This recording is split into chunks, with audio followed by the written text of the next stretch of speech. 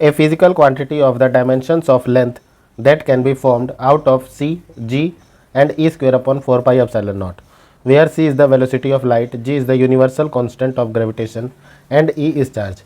So इस question में हमें बोला गया है कि एक फिजिकल क्वांटिटी लेंथ है जिसका जो डायमेंशन है वो सी, जी और e square by 4 by e square upon 4 pi epsilon naught से मिलके बना है.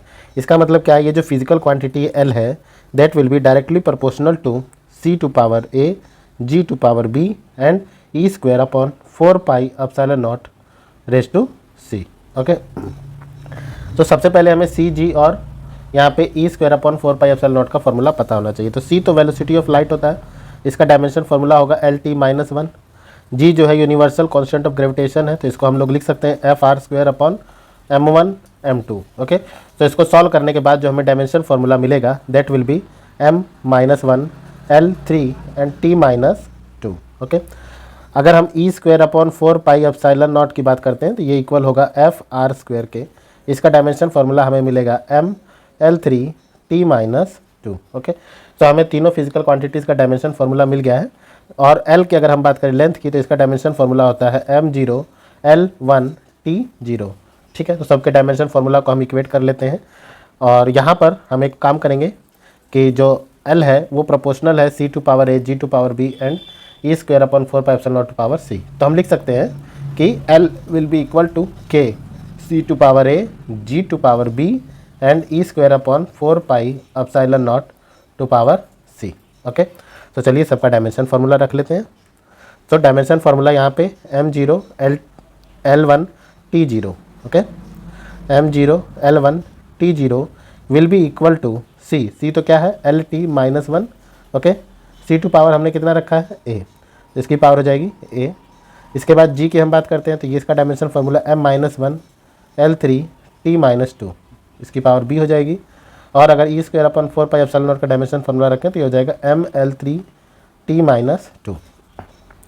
इसको हम फर्दर सॉल्व करते हैं तो ये हो जाएगा m minus B plus C. Okay, and अगर L की बात करते हैं लेंथ की तो यहाँ से हो जाएगा L to power A, L to power 3B, L to power 3C. तो ये हो जाएगा A plus 3B plus 3C. और T की बात करेंगे तो ये हो जाएगा minus A minus 2B minus 2C. Okay, इधर क्या है m0 L1 t0.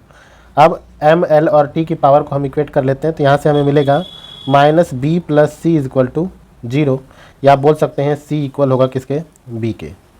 ये हमारी फर्स्ट इक्वेशन हो गई. इसको अब हम फर्दर सॉल्व करेंगे. अब यहाँ से हम देखते हैं सेकंड, अगर L की पावर को हम इक्वेट करते हैं तो हमें मिलेगा A plus 3B plus 3C is equal to 1. Okay, और अभी हमने देखा कि C इक्वल है B के, तो इसको लिख सकते हैं A plus 3B plus 3B is equal to 1, या A इज इक्वल टू हो जाएगा 1 माइनस 6B. ओके, अब थर्ड T की पावर को इक्वेट करते हैं तो यहाँ से minus A minus 2B minus 2C equal होगा 0 के. क्लियर है, या A जो है माइनस A ये इक्वल हो जाएगा 2B और 2C को भी हम क्या लिख सकते हैं 2B लिख सकते हैं. तो माइनस A इक्वल होगा किसके 4B के, या A इक्वल हो जाएगा माइनस 4B. अब A की हमें दो वैल्यू मिल रही हैं 1 माइनस 6B और A माइनस 4B, दो वैल्यू हमें मिल रही हैं. ठीक है, तो हम इसको इक्वेट कर लेते हैं यहाँ से. तो ये हो जाएगा 1 minus 6B is equal to minus 4B, या हम बोल सकते हैं 1 will be equal to minus 4B plus 6B और 2B is equal to 1, B is equal to 1/2. तो B की वैल्यू 1/2 है, तो यहाँ से C की वैल्यू भी कितनी आ गई 1/2 आ गई. तो लेंथ जो है इसको हम लोग लिख सकते हैं, A की वैल्यू ऑलरेडी अभी हमें नहीं मिली है तो A की वैल्यू हम फाइंड कर लेते हैं. A की वैल्यू क्या आ जाएगी, A इज इक्वल टू हो जाएगा minus 4 multiply 1/2. So it will be comes out A is equal to minus 2. So L can be written as C to power minus 2, G to power 1/2 and E square upon 4 pi epsilon naught to power 1/2. So it will be equal to 1 by C square